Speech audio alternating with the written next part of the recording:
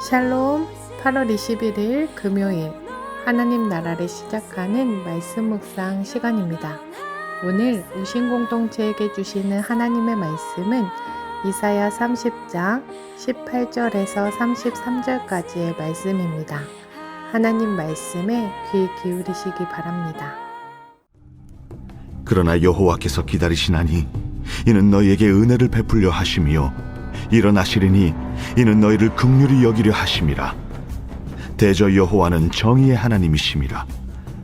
그를 기다리는 자마다 복이 있도다.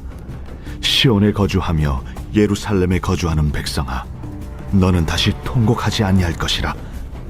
그가 내 부르짖는 소리로 말미암아 내게 은혜를 베푸시되 그가 들으실 때에 내게 응답하시리라.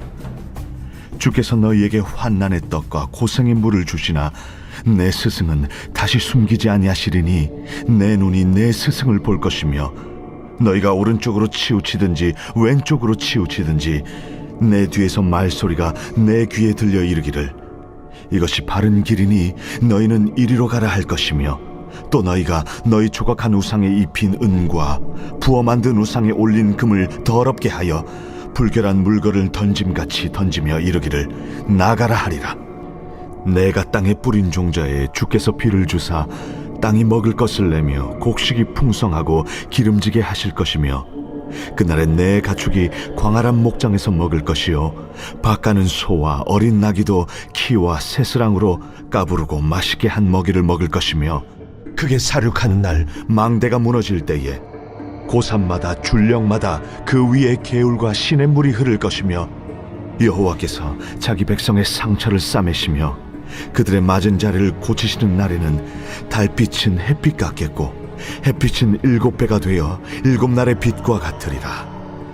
보라, 여호와의 이름이 원방에서부터 오되 그의 진노가 불붙듯 하며 빽빽한 연기가 일어나듯 하며 그의 입술에는 분노가 찼으며 그의 혀는 맹렬한 불 같으며 그의 호흡은 마치 창일하여 목에까지 미치는 하수 같은즉 그가 멸하는 키로 열방을 까부르며 여러 민족의 입에 미혹하는 재갈을 물리시리니 너희가 거룩한 절기를 지키는 밤에 하듯이 노래할 것이며 피리를 불며 여호와의 산으로 가서 이스라엘의 반석에게로 나아가는 자같이 마음에 즐거워할 것이라. 여호와께서 그의 장엄한 목소리를 듣게 하시며 혁혁한 진노로 그의 팔에 치심을 보이시되 맹렬한 화염과 폭풍과 폭우와 우박으로 하시리니 여호와의 목소리에 앗소리가 낙담할 것이며 주께서는 막대기로 치실 것이라. 여호와께서 예정하신 몽둥이를 아수르 위에 더하실 때마다 소고를 치며 수금을 탈 것이며 그는 전쟁 때에 팔을 들어 그들을 치시리라. 대저 도벳은 이미 세워졌고 또 왕을 위하여 예비된 것이라. 깊고 넓게 하였고 거기에 불과 많은 나무가 있은즉 여호와의 호흡이 유황 개청 같아서 이를 사르시리라. 18절 말씀을 새한글 성경으로 다시 한번 읽어드리겠습니다. 이러므로 여호와께서 기다리십니다. 여러분을 불쌍히 여겨주시려고요. 이러므로 여호와께서 일어나실 것입니다. 여러분에게 자비를 베푸시려고요. 여호와는 정의의 하나님이시기 때문입니다. 복 있습니다. 여호와를 기다리는 모든 사람은. 이사야 30장 앞부분에서는 이집트를 의지하려 이집트와 동맹을 맺으려는 남유다를 향한 하나님의 책망이 이어집니다. 하나님은 이집트를 의지하지 말고 하나님을 의지하라 말씀하셨지만 유다 백성은 하나님의 말씀을 듣지 않았습니다. 오히려 아수르의 위협을 피하기 위해 이집트에 내려가 도움을 구했습니다.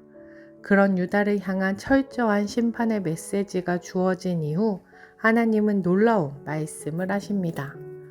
이러므로 여호와께서 기다리십니다.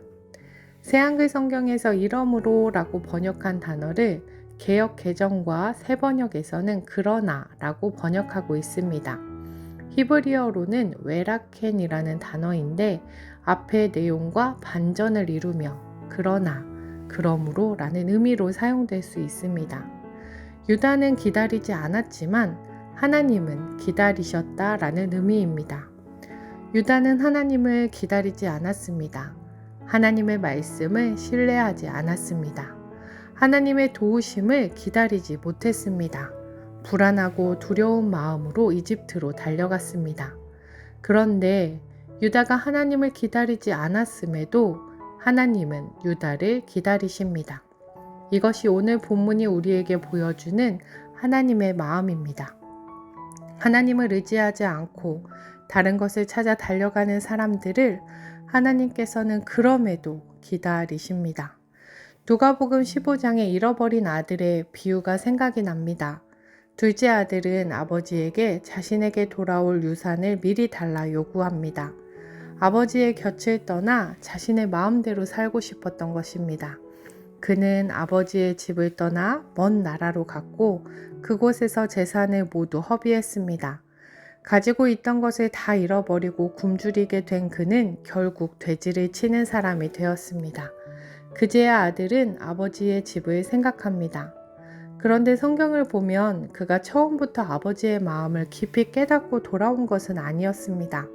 그는 아버지께 돌아가야겠다라는 사랑의 마음보다 아버지 집에는 먹을 것이 풍족한 품꾼들이 있는데 나는 여기서 굶어 죽는구나 라는 생각으로 집으로 돌아갈 결심을 합니다. 그런데 아들이 아직 아버지의 마음을 온전히 헤아리지 못했음에도 아버지는 아들을 기다리고 있었습니다. 아들이 돌아오는 모습을 발견하자 아버지는 달려갔습니다. 아들을 끌어안았습니다. 가장 좋은 옷을 입히고 손에 가락지를 끼우고 발에 신을 신겼습니다. 그리고 잔치를 베풀었습니다. 아버지는 아들이 돌아올 때까지 기다리고 있었습니다.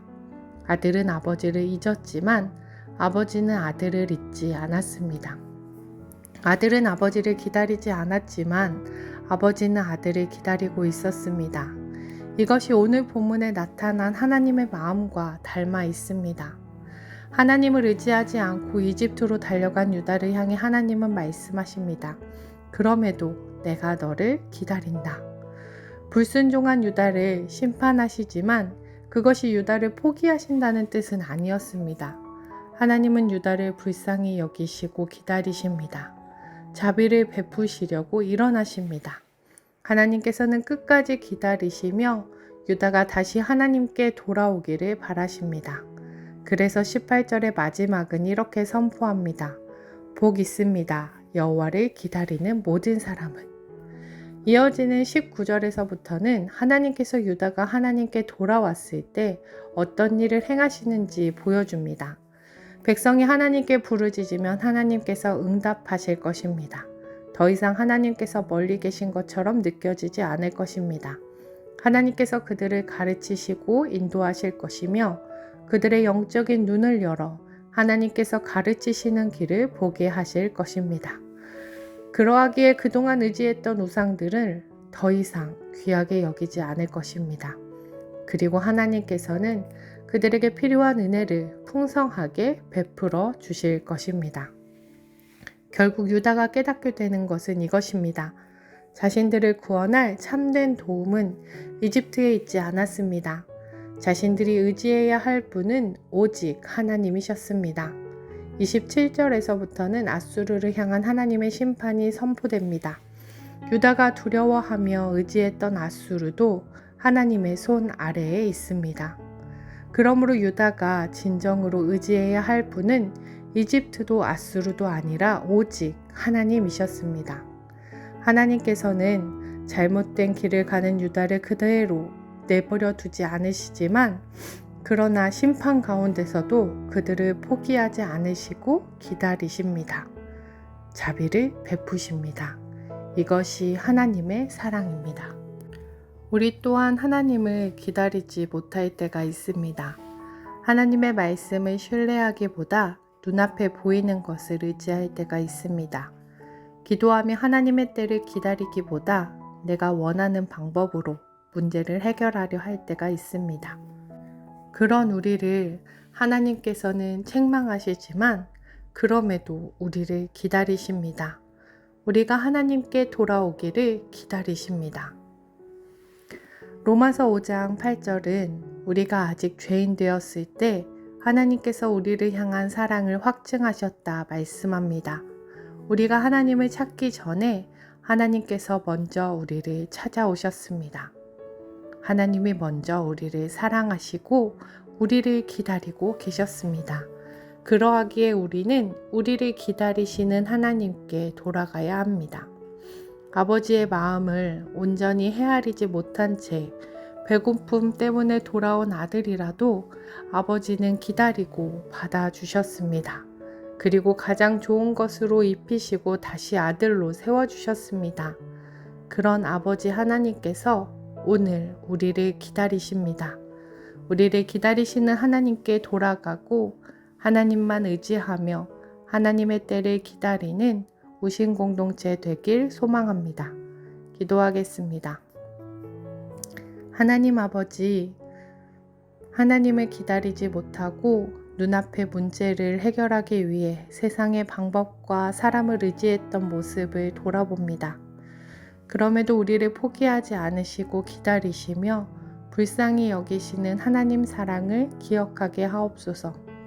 우리의 마음과 시선을 다시 하나님께로 돌이키게 하시고 하나님을 신뢰하며 기다리게 하옵소서. 우리를 기다리시는 하나님 사랑을 의지하여 오늘도 하나님만 바라보며 살아가는 오신 공동체 되게 하옵소서. 예수님 이름으로 기도드립니다. 아멘. 삶으로 쓰는 하나씩 묵상 질문입니다. 하나님을 기다리기보다 내 방법을 우선하던 나를 기다리셨던 하나님, 아버지의 마음을 헤아리지 못하고 돌아온 둘째 아들을 기다리셨던 아버지 하나님, 지금 나를 기다리시는 하나님을 더 깊이 묵상하며 하나님께 내 삶의 방향을 돌이키기 원합니다. 더 깊은 묵상하시겠습니다.